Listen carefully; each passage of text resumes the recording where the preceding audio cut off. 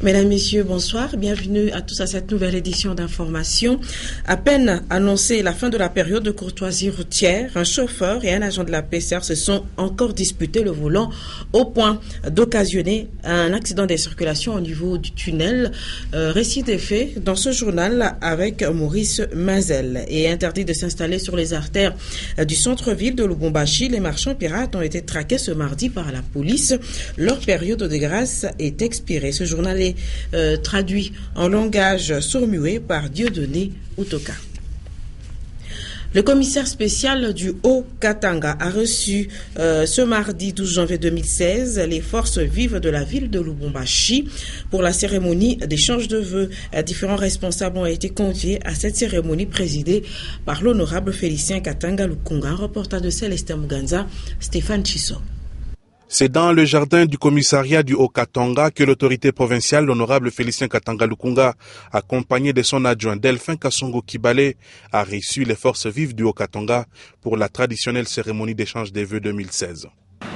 Toutes les forces vives de la nouvelle province du Katanga souhaitent que cette année 2016 soit une année de la différence tous azimuts et une année de l'excellence au vrai sens. Que Dieu le Tout-Puissant vous accorde la sagesse de Salomon, afin de pérenniser toutes les bonnes actions déjà accomplies et à accomplir pour le bien-être des filles et fils du Haut-Katanga.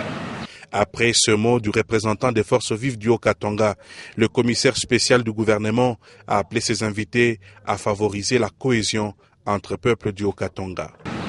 Nous tenons à souligner que 2016 est l'année du dialogue national inclusif, au cours duquel les Congolais devront se parler et s'entendre sur les questions brûlantes des élections à tous les niveaux. Face à cela, notre attitude à tous devra être celle des citoyens mus par les réflexes de responsabilité, de citoyenneté et de patriotisme élevé, dont tout le sens est la sauvegarde de la démocratie. Les représentants des confessions religieuses, responsables des médias, chefs d'entreprises publiques et privées, les chefs de division de la fonction publique, responsables des partis politiques et de la société civile ont eu par cette occasion un premier contact avec le chef de l'exécutif provincial du Haut-Katanga. Et les membres du cabinet du commissaire spécial sont en atelier de renforcement des capacités. L'objectif est d'inculquer les notions de base de l'administration publique congolaise. Et cette formation est assurée par le service national de renforcement de capacités. L'honorable Félicien Katanga, commissaire spécial du Haut-Katanga, a ouvert cet atelier. Je vous propose de l'écouter. En rapport avec la mission nous assignée par la Constitution et par le chef de l'État, le grand défi consiste à organiser la nouvelle entité, en l'occurrence la province du Haut-Katanga, selon l'esprit et la lettre de la décentralisation.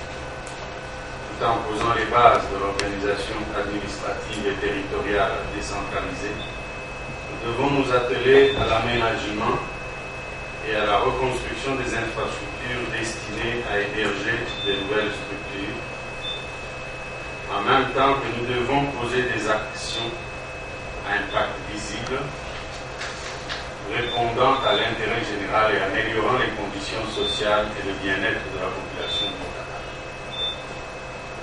Mesdames et messieurs, en vos titres et qualités respectifs,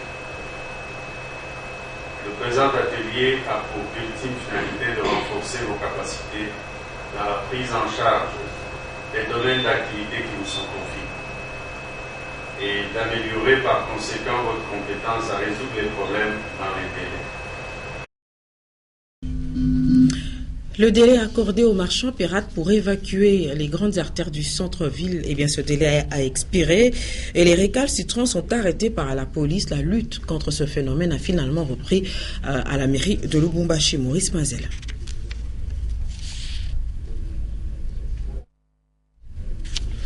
Voilà, nous allons parler autre chose, et c'est de cet accident de circulation qui a interrompu et fortement perturbé le trafic au niveau du tunnel. Justement, un chauffeur et un agent de la police de circulation routière se sont disputés le volant, ce qui a préjudicié un conducteur qui venait en sens inverse. Maurice Mazel.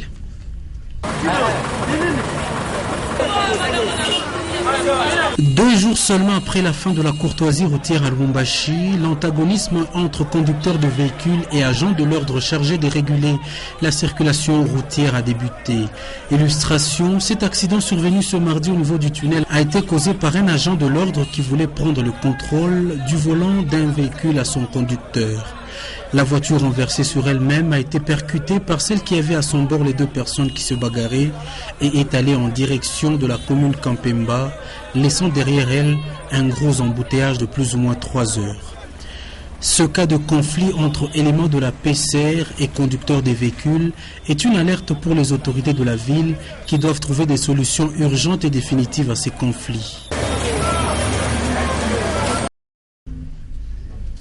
Et au quartier Kalouboué, les motards deviennent de plus en plus rares à l'angle des avenues Biaï et Mpolo, et ce, depuis l'accident de circulation qui a causé la mort d'un motard le week-end dernier. Je vous rappelle qu'avant que ne survienne ce drame, le chef du quartier Kalouboué avait déjà milité pour que cet arrêt soit délocalisé. Un reportage de Ben Kayembe, Richard Chimba.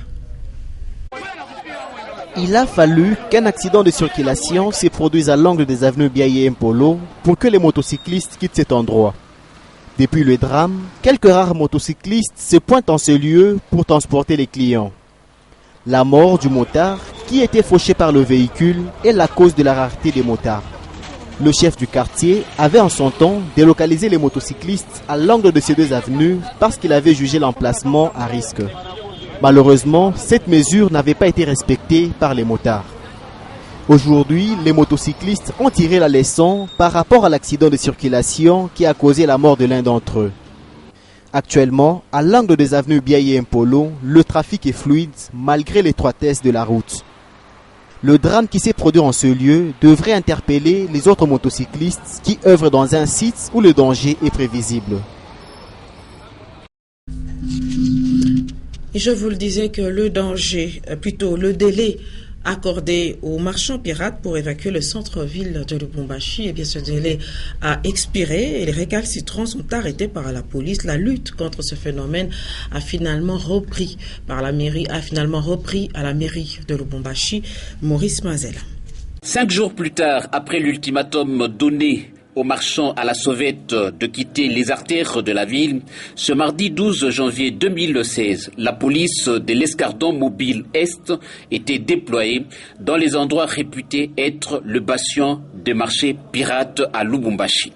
Dès l'aube, la police nationale congolaise a dispersé les marchands à la sauvette. La traque a débuté aux alentours du marché Musée Laurent Désiré Kabila. L'administrateur adjoint du marché Musée Laurent Désiré Kabila, chargé de la technique et de la sécurité, a salué le début de la lutte contre le marché pirate. Plusieurs cartons d'alcool et de boissons prohibés à la consommation ont été saisis par la police nationale congolaise. À la vue des éléments de la police nationale congolaise, les vendeuses et vendeurs à la sauvette ont de bouche à oreille répercuté la nouvelle de la traque. Les uns sont parvenus à cacher leurs marchandises. Poursuivant l'opération, la police s'est butée à la résistance farouche de quelques personnes vivant avec handicap sous l'absurde prétexte que la conjoncture est difficile. Malgré leurs arguments, ils ont été traités de la même façon que les autres récalcitrants.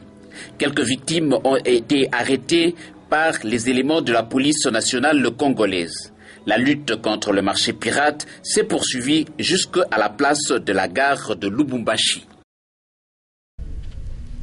Le 16 et 17 janvier prochain, la République démocratique du Congo va se souvenir de ces 2 héros nationaux, M. Laurent Désiré Kabila et Patrice Emery Lumumba, 2 personnages qui ont marqué énormément l'histoire de la République démocratique du Congo.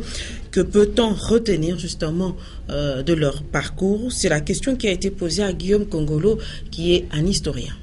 Laurent Désiré Kabila a laissé aux Congolais une idéologie, une idéologie des prenez-vous en charge, une idéologie de l'auto-prise en charge, tout simplement parce que pour que le Congo aille de l'avant, on ne peut pas compter que sur les investisseurs étrangers. Il faut aussi que nous comptions sur l'investissement interne. Il faut que nous comptions sur des stratégies internes de développement. Il faudrait que dans chaque province, les enfants de cette province-là se réunissent, arrêtent des stratégies pour qu'ils puissent développer leur province. Ça, c'est l'auto-prise en charge. En ce qui concerne Patrice Emery Lumumba, ce que les Congolais doivent retenir pour que nous puissions avancer, c'est sans doute son idéologie du nationalisme. Le